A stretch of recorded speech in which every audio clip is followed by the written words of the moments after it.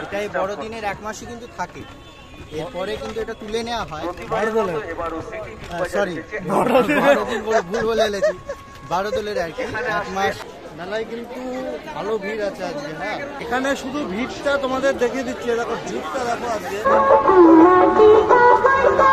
আচ্ছা, এইখানে যেটা দেখতে পাচ্ছ নববতখানাটা, এটা কিন্তু রং করা হয়েছে। আরে যে পেরেছে চলে যাচ্ছে, দেখো লাইন দিয়ে কিন্তু লোক চলে যাচ্ছে, লোক চলে যাচ্ছে। মানে আজকে আমরা এতটা সত্যি কথা এক্সপেক্ট করিনি, মানে রোববার বলে যে এটা হয়েছে, বা বছরে একবারই কিন্তু মানুষ দেখতে পারে, এবং এতটা কাছ থেকে রাজবাড়ির যে বিগ্রহগুলো সেগুলো কিন্তু দেখা সত্যিই চাক্ষুষ করা একটা ভাগ্যের ব্যাপার। আর এখানে দেখো জনস্রোত বইছে। আমরা ওপরে অযথা উঠে ভিড় করবেন না, ওপরে কিচ্ছু দেখার নেই।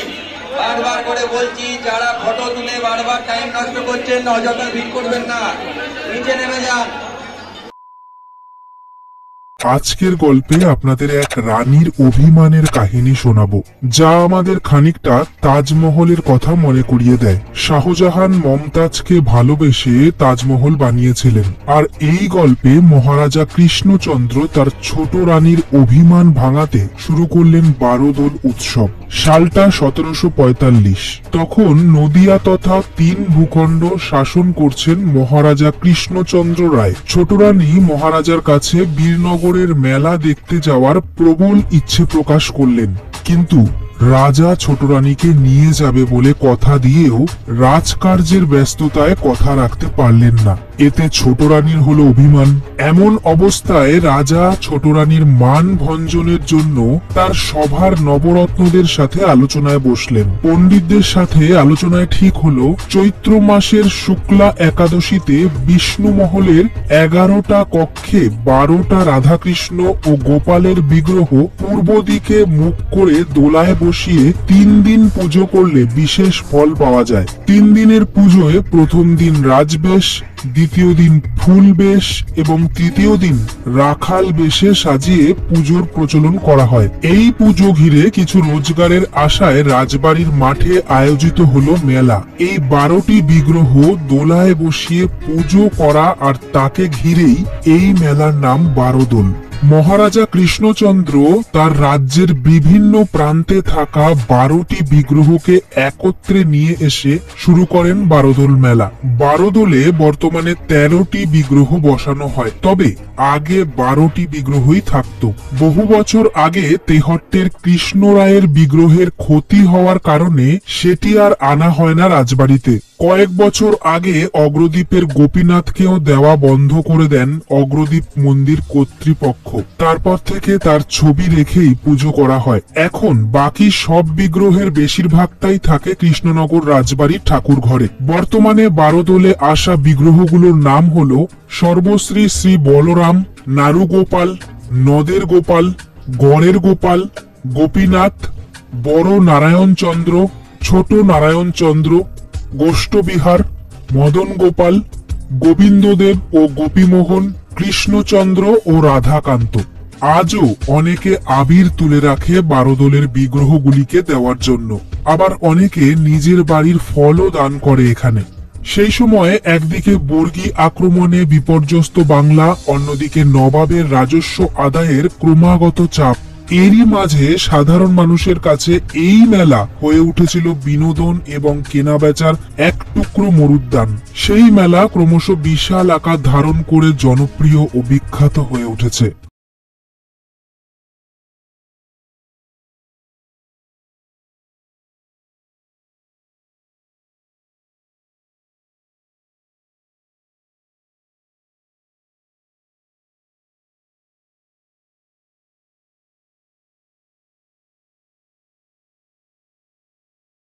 কৃষ্ণনগর রাজবাড়িতেই দেখা হয়ে গেল। তোমার নামটা?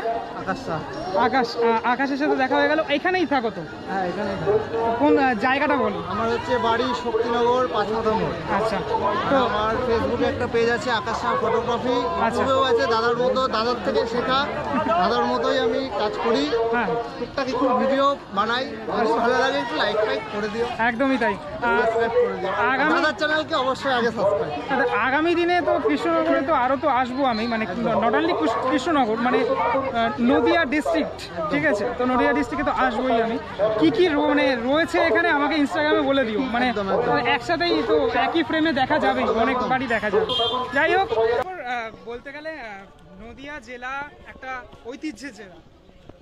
নদিয়া জেলা মানে মাটির পুতুলের জন্য বিখ্যাত কৃষ্ণনগর, ঠিক আছে? এবার আজকে এসেছি বারোদোলের মেলাতে। বারোদোলের মেলা সম্পর্কে যেটা শুনলাম, একটা ইউনিক একটা ব্যাপার, ঠিক আছে? এটা ঐতিহ্য আবেগ, একদমই তাই। মানে কলকাতার দুর্গাপুজো বা বাঙালির কাছে দুর্গাপুজো যেরকম একটা আবেগ, সেরকম কৃষ্ণনগরের মানুষের কাছে মানে এই বারোদোলের মেলা বা জগদ্ধাত্রী পুজো, কৃষ্ণনগরের জগদ্ধাত্রী পুজো তো আমি এসেছিলাম, জগদ্ধাত্রী পুজো একটা ঐতিহ্যের মানে একটা জিনিস। মেলার মধ্যে এই যে জায়গাটা দেখছো, এখানে কি আসে তোমরা বলছিলে? এখানে হচ্ছে এবার সার্কাস, মানে প্রতিবার সার্কাস আসে, কিন্তু এবছরটা শুধু মডার্ন কুয়া আসে। আচ্ছা, মানে রাইডের দিক থেকে আর কি। আর তো সেই মডার্ন কুয়াটা হচ্ছে কেমন একটা কুয়ো টাইপ হয়, হ্যাঁ, কুয়োর মধ্যে মানে যেমন জল ট্যাঙ্ক হয় সেরকম বড় এরকম কুয়ো, গাড়ি, তার মধ্যে গাড়ি চলবে, মোটরসাইকেল চলবে, রাইড হবে পুরো। আচ্ছা, এই বিষয়টা আমার খুব দেখার ইচ্ছা ছিল, কোনোদিনও দেখা হয়নি। কৃষ্ণনগর রাজবাড়ির এই ঐতিহ্যমণ্ডিত বারোদোল উৎসব আমার কিন্তু ভীষণই ভালো লাগলো। আর সকলকে যে দেখতে পাচ্ছ, সকলকে অনেক অনেক ধন্যবাদ, কেননা আমাকে টোটাল বিষয়টা আর কি গাইড করে ঘোরালো, ও ঘুরিয়েছে। আর ওর বন্ধু, তোমার নামটা কি? দীপক। দীপক। আর তোমার নামটা কি? আকাশ। তো সকলে আমাকে খুব গাইড করে ঘোরালো, পুরো অনেক পুরো রাজবাড়িটা মানে চারিদিকটাতে একটা পাক মারলাম, আমি অনেক কিছু জানতে পারলাম, ভীষণই ভালো লাগলো। তো আগামী দিনে আরও সকলকে একই ফ্রেমে দেখতে পারবে আশা করি, কৃষ্ণনগরে যদি আমি আসি তো।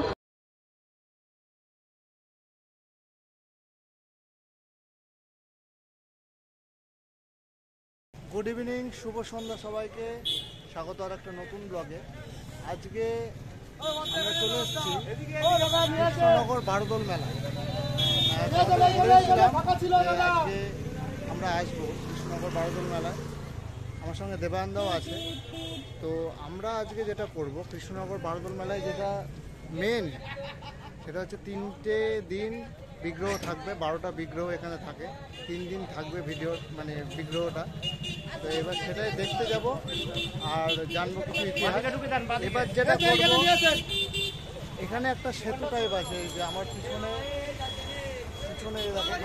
রাজার সেতুটা, এখান দিয়ে কিন্তু যাবো। কোনোবার এখান দিয়ে কিন্তু যাইনি, এবার এখান দিয়ে যাবো। সেতুটা আছে, সেতুটা পার হয়ে চলো যাওয়া যাক, কথা না বাড়িয়ে রেট রেডি। রবিবার তো আজকে পুরো শেষ, তো এখন কিন্তু আমরা যে পিছনের যে সেতুটা আছে, মানে করা হয় প্রতিবারই এখান দিয়ে, আমরা কোনোবারই এখান দিয়ে প্রবেশ করি না, সামনে দিয়ে প্রবেশ করি। এবছর পিছন দিয়ে ঢুকলাম, সেতুটা যাচ্ছি। এটা হচ্ছে রাজার দিঘি, আর রাজার দিঘির উপরে আর কি একটা বাড়িতে যাওয়ার জন্য অস্থায়ী একটা সেতু বানানো হয়। এটাই বড়দিনের 1 মাসই কিন্তু থাকে, এরপরে কিন্তু এটা তুলে নেওয়া হয়। সরি, ভুল বলে এলেছি, বারোদোলের আর কি 1 মাস থাকে আর কি, দিয়ে তারপরে এটাকে তুলে নেওয়া হয়। আর এটা টোটাল মেলা কর্তৃপক্ষ এর দায়িত্ব থাকে টোটাল পরিচালনা করা, প্যান্ডেল করা, সেতুটা নির্মাণ করা, শুধুমাত্র লোকের জনস্বার্থে। এইখানটা আমি একটু দেখি, দেখো সব লোকজন এখান দিয়ে আসছে, এই যে এইটাই কিন্তু শেষ কি বলে সাঁকো, দিঘির উপর একটা সেতু তৈরি করা, সেতু দিঘির উপর মেলার সঙ্গে জনবসতির একটা মিলন ক্ষেত্র। আর এটা যতটা জানি রাজার তো পুকুর ছিল এগুলো সব। হ্যাঁ, রাজার এটা পুরো এটা রাজার পুকুর না, তখনকার দিনে সহজে যারা শত্রু আক্রমণ না করতে পারে, তাই রাজা বুদ্ধি করে তার রাজবাড়ির চারিধারে একটা নদী, মানে একটা দিঘি মতো করে রেখেছিলেন, যাতে শত্রুটা আসার আগে একবার ভাবে যে এটা পেরোতে হবে। এটা হচ্ছে রাজ্যকে সুরক্ষা রাখার জন্য এটা রাজার বুদ্ধি অনুযায়ী করানো। আমরা পিছন দিকে যাচ্ছি, ঢাকাই জামদানি বাংলাদেশের আসল শাড়ি। এখানে বিগ বাজার বলে, এটা হচ্ছে বিগ বাজারের পিছনের গেট। এছাড়াও রয়েছে আরো আমাদের বিগ বাজার তো মল আছে, কিন্তু মেলাতেও একটা বিগ বাজার আমাদের হয়, বিভিন্ন রকম নামি দামি সেই বিগ বাজার এখন এই যে ঢুকছি, তার সাথে তৈরি রয়েছে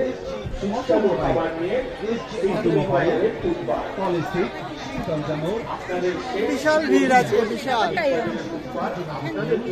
এখান দিয়ে জার্নি শুরু করলাম, অঞ্জলি জুয়েলার্স সামনে আছে।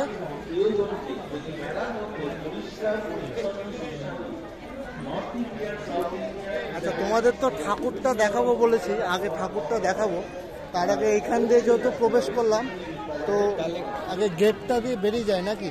কারণ মেলাটাও দেখায় কি কি মেলাটা ঠাকুর তো আমরা দেখবো একদম, কিন্তু মেলাটাও দেখানোর চেষ্টা করি আজকে।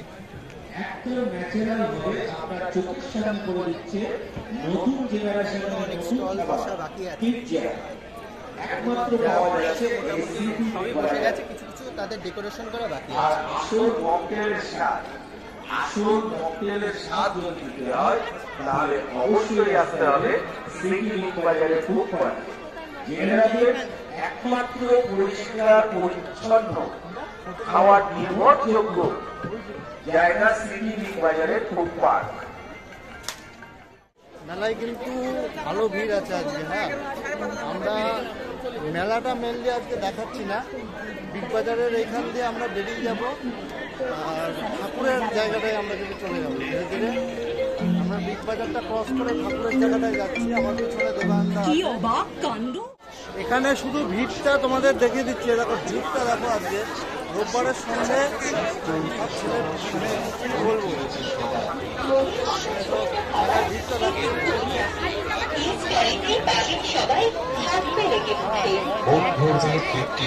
খুশি হবেন সবাই।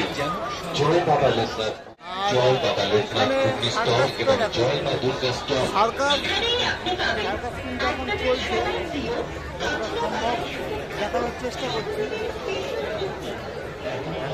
তবে ডেডিকেটেড ভিডিও অবশ্যই আসবে। আজকে শুধু দেখে নাও কী মেলায় কী এসছে। এখানে নাগরদোলনাও আছে। সার্কাসের এই যে টিকিট, কিন্তু রাত্রিবেলার টিকিট সেল হচ্ছে 70 টাকার। আর এই যে সার্কাসটা পুরো এখানে আছে। সার্কাসের ভিতরে এখন ঢুকতে দিচ্ছে।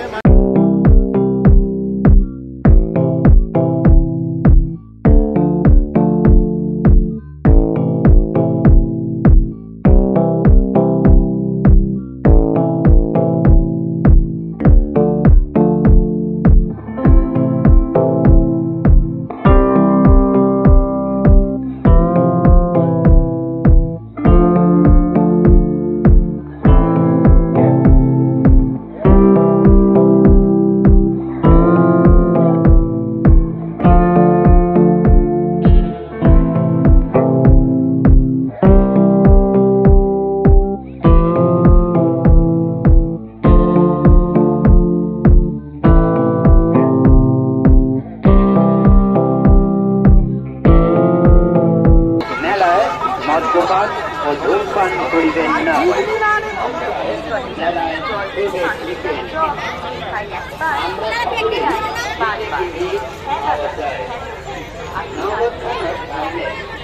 কেউ সাইকেল মোটরসাইকেল রাখিবেন না।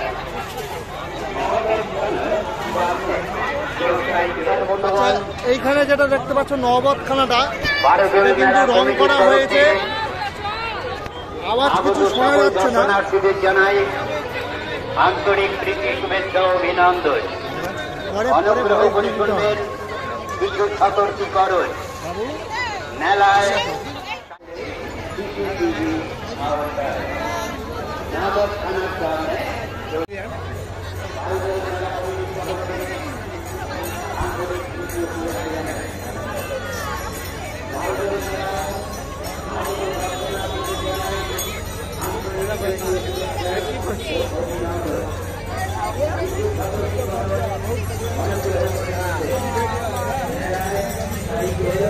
মোটরসাইকেল, টোটো, যে কোনো যানবাহন সহ প্রবেশ নিষেধ। মেলায় সাইকেল, মোটরসাইকেল, টোটো, যে কোনো যানবাহন সহ প্রবেশ নিষেধ। করবেন না।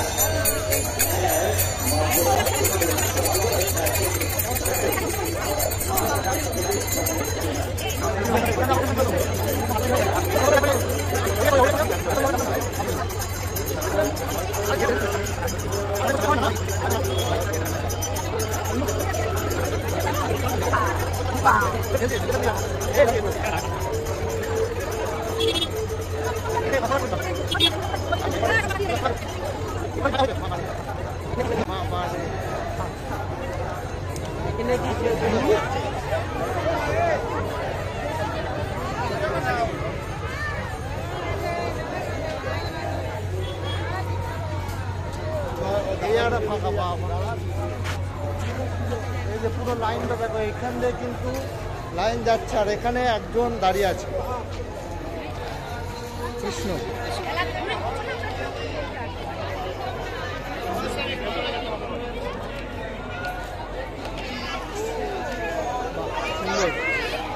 আর এই ভিতরে আমরা কিন্তু প্রবেশ করছি। অন্নপূর্ণা পুজোর সময় কিন্তু এসছিলাম আর এখন আবার প্রবেশ করছি। আবার নেক্সট বার আমরা চলে এলাম এবার বারোদলের যে রাজা কৃষ্ণচন্দ্রের বারোদল মেলা। ওই গল্পটা এবার তুমি যেটা বলেছিলে চ্যাপ্টার, মানে যেটা হচ্ছে অন্নপূর্ণার চ্যাপ্টারে, এবার যদি কিছুটা বলো, কারণ সামনে ভিড় চলে এসছে, একটু যদি বলতে পারো কিছু। কথাটা হচ্ছে যেটা ঘটনাটা হচ্ছে যে রাজার দুই রানী ছিল, দুই রানী ছোট রানী, দুই রানী সুন্দরী ছিল। এবার ছোট রানী কথা ছিল রাজার যে তাকে বীরনগরে উলায়, সেখানে রাঘব রায় অর্থাৎ রাজার কৃষ্ণচন্দ্রের পূর্বপুরুষ, তার নিয়মিত জলবাটিকা আছে এবং সেখানে মেলা বসে, সে মেলা দেখানোর কথা ছিল। তা রাজার যখন আর কি তখন সালটা মনে হয় যত সম্ভব 1742 থেকে 50, তখন বর্গীদের খুব আর কি দৌরাত্ম্য বেড়েছে। আর তখন রাজকার্য রাজাকে একদম মানে কৃষ্ণনগর থেকে নিয়ে যেতে হলো শিবনিবাস। তা এছাড়াও রাজা প্রজাদের রক্ষা এবং বিভিন্ন বিষয় নিয়ে, রাজকার্যের বিষয় নিয়ে এতই ব্যস্ত ছিলেন, মানে সেই মেলার কথা তিনি ভুলে গেছে, এবং যার জন্য ছোট রানী কিন্তু খুব অভিমান করেছে। এবার ছোট রানীর অভিমান দূর করার জন্য রাজা তখন 1764 খ্রিস্টাব্দে কিন্তু আমাদের বারোদল মেলা প্রতিষ্ঠা করেন। কারণ 1763 খ্রিস্টাব্দে তিনি আবার ফিরে এলেন কৃষ্ণনগরে এবং ডিসিশন নিলেন যে 1764 খ্রিস্টাব্দে তিনি একটা মেলা শুরু করলেন। এবং সেই মেলাটা কি হবে তার জন্য তাদের এসে সভাকবি এবং সভাসদের সঙ্গে আর কি আলোচনা করে পরামর্শ নিলেন যে এই একাদশী তিথিতে নাকি শ্রীকৃষ্ণের, যেহেতু দোলের পরবর্তী একাদশী, এখানে শ্রীকৃষ্ণের 12টা রূপকে বা 12টা বিগ্রহকে তিনি প্রতিষ্ঠিত করে তাদের পুজো আরাধনার মাধ্যমে একটা মেলা তিনি প্রতিষ্ঠিত করতে পারেন।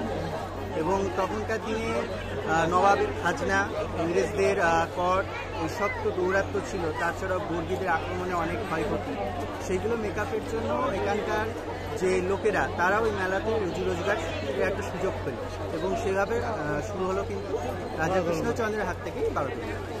চলো এবার যেটা আমার পিছনে দেখো, যেটা তোমাদের দেখাচ্ছি, দেখো লাইন দিয়ে কিন্তু লোক চলে যাচ্ছে, বাবা লোক চলে যাচ্ছে। মানে আজকে আমরা এতটা সত্যি কথা এক্সপেক্ট করিনি, মানে রোববার বলে যে এটা হয়েছে বা কোভিডের পরে হয়তো এরকম পরিস্থিতি আসতে পারবে আমরা কিন্তু এক্সপেক্ট করিনি। এতটা ভিড় মানে জাস্ট আনএক্সপেক্টেড। এই যে আমার পিছনে দেখো লাইন দিয়ে সব লোক আসছে এবং আমরাও কিন্তু যাচ্ছি। এবার চলো, এই দেখো এইখানে এত ভিড়, আমি মানে আগেও বারোদলে আমি এসেছি, এত ভিড় কখনো আমি দেখিনি। এখানে লাইনটা দেখে নাও, এই যে লাইন, এখানটা লাইনটা দেখো, এই পুরো লাইন চলে যাচ্ছে, এখান দিয়ে সোজা চলে যাচ্ছে পুরো। কিন্তু আমরা তো লাইনে দাঁড়াতে পারবো না, আমরা পিছন দিয়ে মারবো, আমাদের লাইনে দাঁড়ানোর কোনো দরকার নেই। এটা হচ্ছে ভক্তদের হচ্ছে ভগবানের কাছে ভগবানকে দেখার একটা আগ্রহ, আর সেই আগ্রহের জন্য ছুটে আসে দূর দূরান্ত থেকে মানুষ। আচ্ছা, প্রথম যে বিগ্রহটা শ্রী বলরাম, যতটা পাচ্ছি দেখাচ্ছি, এটা হচ্ছে শ্রী বলরাম, প্রথম বিগ্রহ এটা। দেখো একজন বাবা কিন্তু তার সন্তানকে ঘাড়ে তুলে নিয়েছে, এটাই দেখা যাচ্ছে কৃষ্ণনগরের আবেগ, যেটা সচরাচর আমরা দেখতে পারি চাষাপাড়া বারোয়ারিতে বুড়িমা যখন দেখতে যায় সবাই। এই কিন্তু মুহূর্তটাই কিন্তু সবাই দেখে আসছে বড় নারায়ণচন্দ্র, ছোট নারায়ণচন্দ্র, দুটো বিগ্রহ আছে। আমি যতটা পাচ্ছি দেখাচ্ছি, ছবি আমি তুলতে পারছি না, দুঃখিত তার জন্য। আমি যতটা পাচ্ছি ভিডিও করছি। এরপরে আসছে শ্রী গোবিন্দদেব, গোবিন্দদেব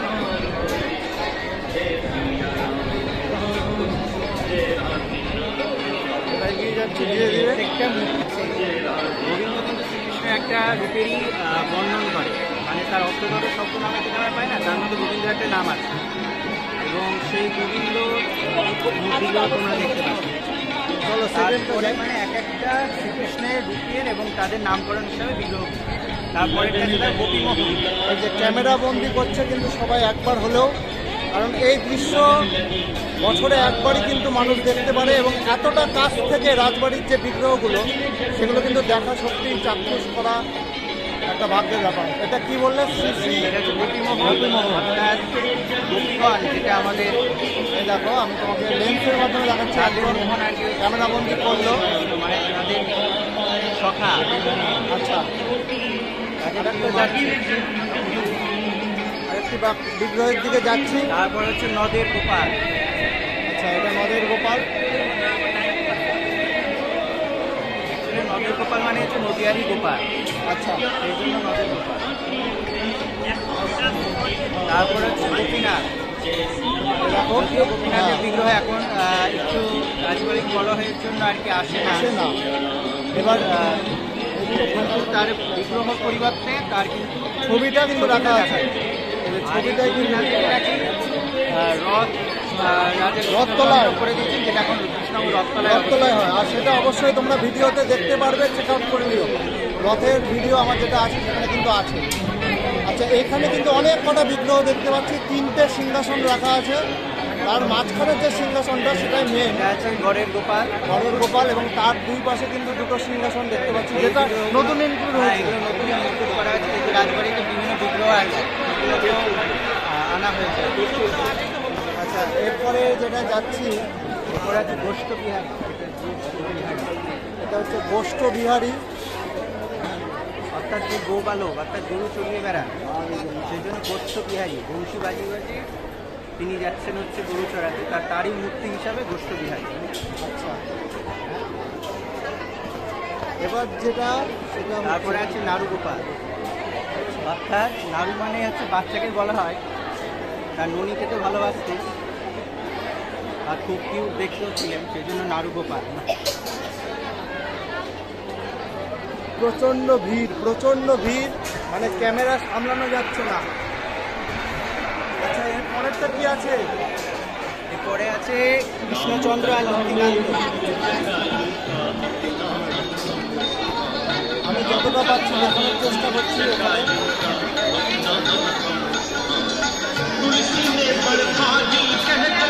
এটা বলো, এটা কি আছে? এটা আছে কৃষ্ণচন্দ্র আর লক্ষ্মীকান্ত।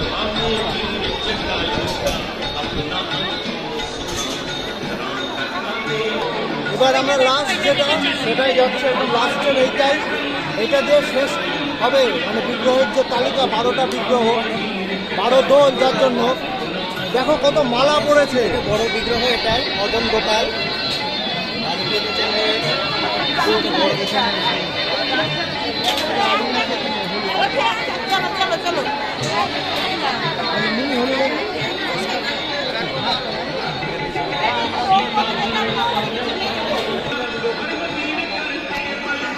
এখানে শুধু তোমাদের আমি ভিড়টা দেখাচ্ছি, দেখো কত ভিড়, একের পর এক লোক আসছে, কাতারে কাতারে লোক আসছে।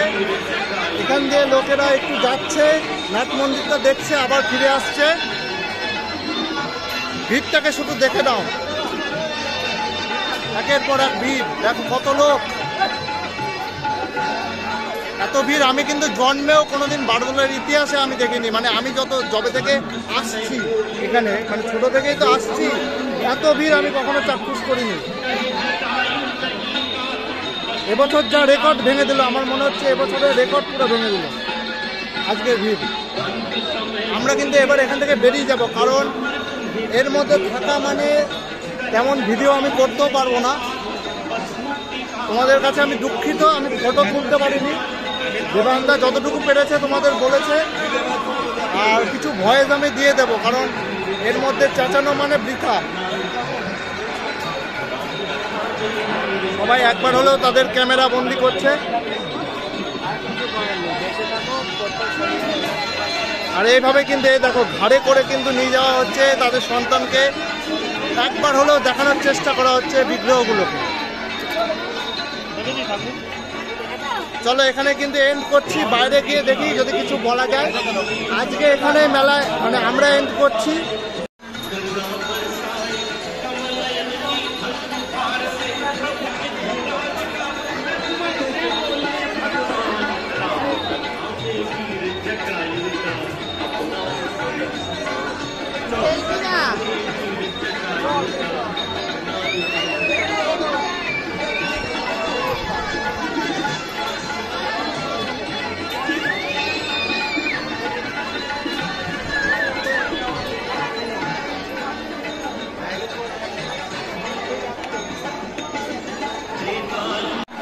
আরেকটা কথা বলে রাখি, যেটা 3 দিন যেটা 3টে বেশ হয়, আজকে সেটা হচ্ছে ফুল বেশ। এই দেখো এখানে কিন্তু ফুল বেশ আজকে, কালকে মানে গতকাল যেটা গেছে রাজবেশ হয়ে গেছে, আজকে ফুল বেশ এবং আগামীকাল হচ্ছে রাখাল বেশ।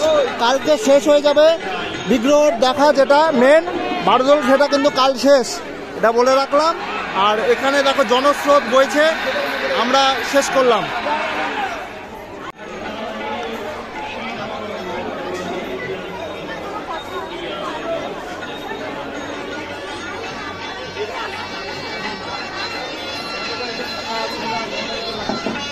আপনাদের সবাইকে বারবার বলছি, ওপরে কিচ্ছু নেই, আপনারা সবাই নিচে নেমে যান, অযথা ভিড় করবেন না। প্রত্যেককে বলা হচ্ছে ঠাকুরের সামনে আবির বা ফুল বা পয়সা কিছু ছুড়বেন না, যা দেবেন প্রত্যেকটা ঠাকুরের সামনে টেবিল রাখা আছে, টেবিলে দেবেন। ওপরে অযথা উঠে ভিড় করবেন না, ওপরে কিচ্ছু দেখার নেই।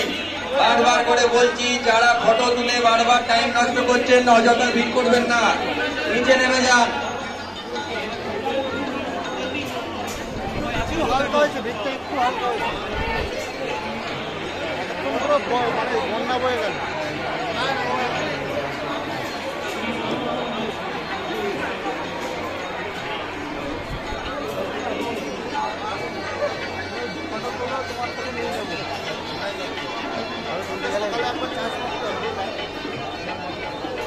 ফটো তোলার জন্য আসতে হয়।